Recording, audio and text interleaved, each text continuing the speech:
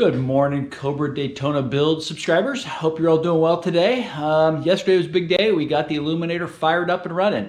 We had three little issues though that I don't know if everybody saw, but I think they were pretty well evident. One being the tach wasn't working, two being the water temp gauge wasn't working, and three, fuel pump issues.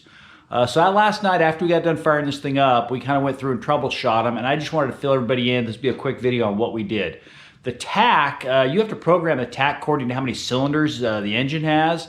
And I had programmed it on number 4. I think it's sweep 4. You hold the button down and then you put power to it and then the needle points where it's set. That's for a standard V8, I think, with the distributor. Well, coil on plug, it should be at half. So you keep hitting the button until that needle comes back down between 1 and 0 to half. Let off, let it sit there, and if tach fired right up. Water temp gauge, don't know what was going on with that, so I dug a little bit deeper into that, and the needle never moved, so I figured, I wonder if maybe I forgot to plug that wire in. Sure enough, the red, black, and white wire that's got power, ground, and the light, there's so many plugs back in there with that pigtail thing. I missed that one. So plug that in, water temp. Fuel pump, whole nother issue. So, you know, we were having problems with the fuel pump, wasn't turning on. What had happened is the wires were reversed going into the fuel pump. And I thought, wow, so the harness company, which I think is Ron Francis, maybe they, you know, it was a Friday night, getting ready to head out, they're building the harness, got it messed up.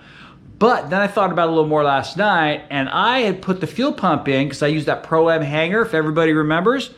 And I'm thinking maybe I got the wires reversed going down into the fuel pump from the hanger. I don't know, but so I ordered, and plus besides the plug on that thing was really kind of mangled, the inside, the little wire connectors, and let me show it to you. I got it over here.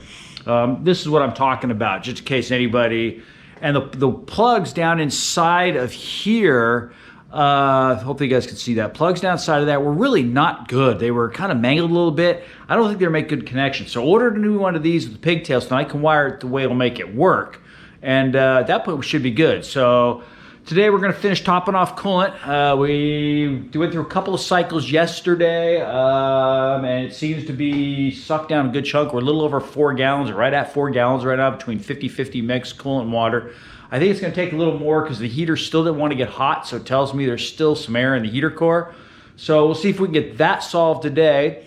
I ordered the pigtail for the fuel tank, and I think at that point, then I can start probably hooking up some lights because I want to make sure before I start wrapping all this mess up and organizing all the wiring, I want to make sure everything works because I don't want to have to unwrap it.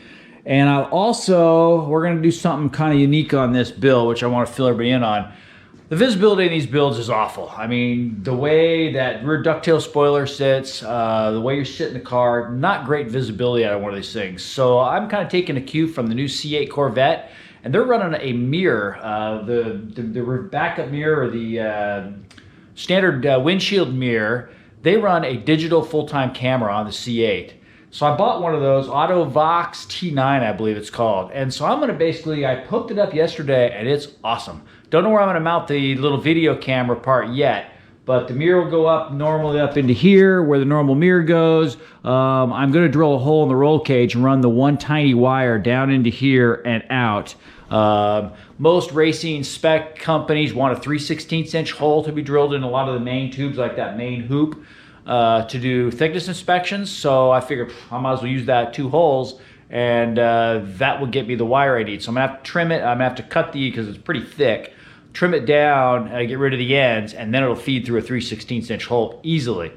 So, and then we'll have a full backup. It's got 170-degree vision, and I think that should be good. So, but I just wanted to fill people in on what we did last night to fix our 3 issues with the Aluminator start. So, as I said, I think now we're pretty good, and hopefully today I'll probably try starting it again in the morning, and we'll do another heat cycle after I add some more coolant. So thanks again for watching. I appreciate all the great comments. A lot of people happy, and that made my day. So I'm excited. I feel like we're all part of a big family here to get this thing built. So thanks again, and we'll see you on the next episode.